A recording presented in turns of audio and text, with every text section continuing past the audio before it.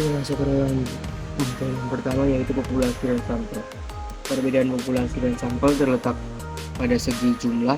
Populasi adalah keseluruhan dari objek penelitian, sedangkan sampel adalah sebagian kecil atau separuh dari objek penelitian tersebut.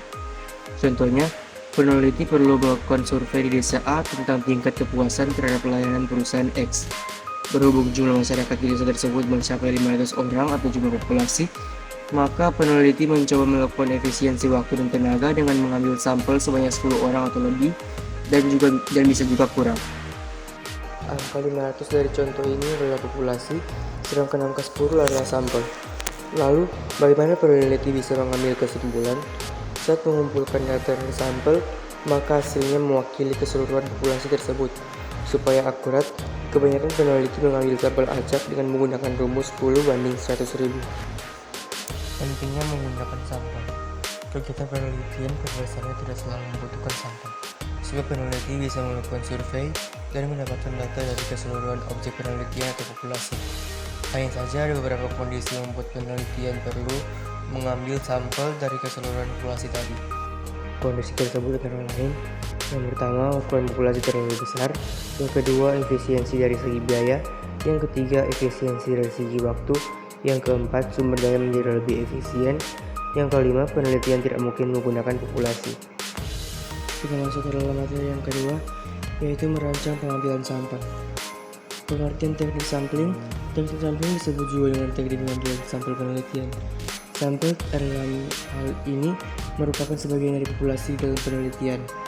Sebagai penjelasan, populasi merupakan keseluruhan objek yang dijadikan sasaran dalam penelitian, sedangkan sampel adalah sebagian populasi yang bisa mewakili. Tujuan teknik pengambilan sampel. Teknik pengambilan sampel memiliki tujuan antara lain: yang pertama, mendapatkan data yang relevan dengan penelitian; yang kedua, memberikan informasi yang terkait dengan populasi; yang ketiga, dijadikan acuan untuk mengambil kesimpulan, saran, dan keputusan setelah penelitian itu. Langkah-langkah teknik sampling. Untuk menentukan sampel mana yang harus dipilih ketika melakukan penelitian, ada beberapa langkah yang bisa dilakukan, diantaranya: yang pertama, memahami definisi dari populasi yang diamati; yang kedua, membuat kerangka sampel; yang ketiga, menentukan jenis teknik sampling yang tepat sesuai dengan penelitian; yang keempat, melakukan pengumpulan data; yang kelima, memeriksa hasil pengumpulan data yang diambil dari sampel.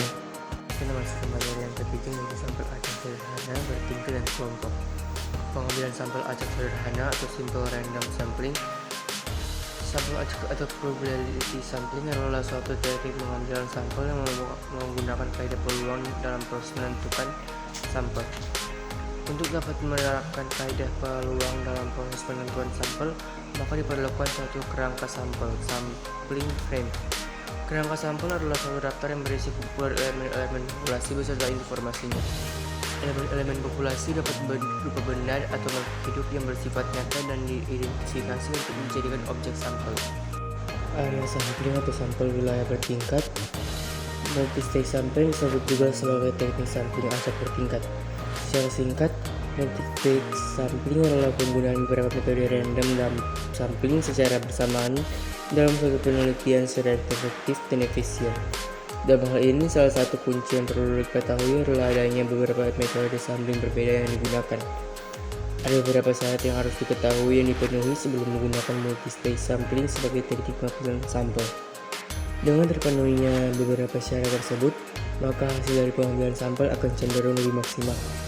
Yang pertama, populasi sampel cukup homogen; yang kedua, jumlah populasi yang sangat besar; yang ketiga, populasi menempati daerah atau domain yang sangat luas; yang keempat, tidak tersedia kerangka sampel yang bisa memuat unit-unit yang terkecil atau ultimate sampling unit.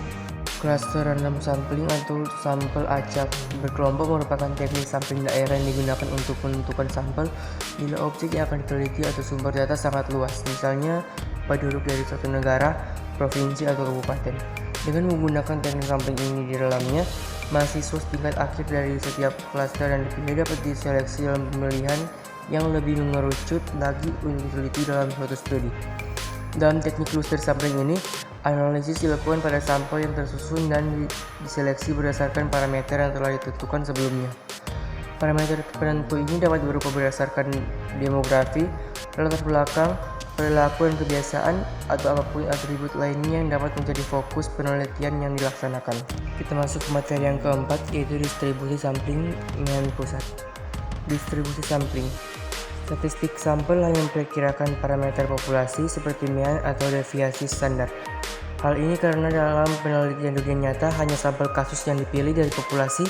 Karena keterbatasan waktu dan masalah praktis, peneliti tidak dapat menguji total populasi. Oleh karena itu, kemungkinan mean sampel akan berbeda dengan mean populasi atau tidak diketahui. Bagaimanapun, seorang peneliti tidak akan mengetahui jumlah pasti dari kesalahan pengambilan sampel, tetapi dengan menggunakan distribusi pengambilan sampel, mereka dapat memperkirakan kesalahan pengambilan sampel. Jumlah observasi dalam suatu populasi.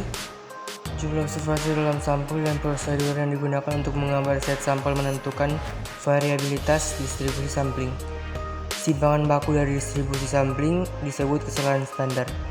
Meskipun rata-rata distribusi sampel sama dengan rata-rata populasi, kesalahan standar bergantung pada deviasi standar populasi dari ukuran berbagai jenis populasi dan sampel. Mengetahui berapa jauh sebaran mean dari setiap set sampel satu sama lain dan dari mean populasi akan memberikan indikasi seberapa dekat mean sampel dengan mean populasi. Kesalahan standar dari distribusi pengambilan sampel menurun dengan bertambahnya ukuran sampel. Kita masuk ke materi yang kelima yang terakhir, yaitu distribusi student. Apa itu distribusi T? Distribusi T atau distribusi student merupakan distribusi sampling yang digunakan untuk pengujian statistik dengan kondisi ukuran sampel yang relatif kecil.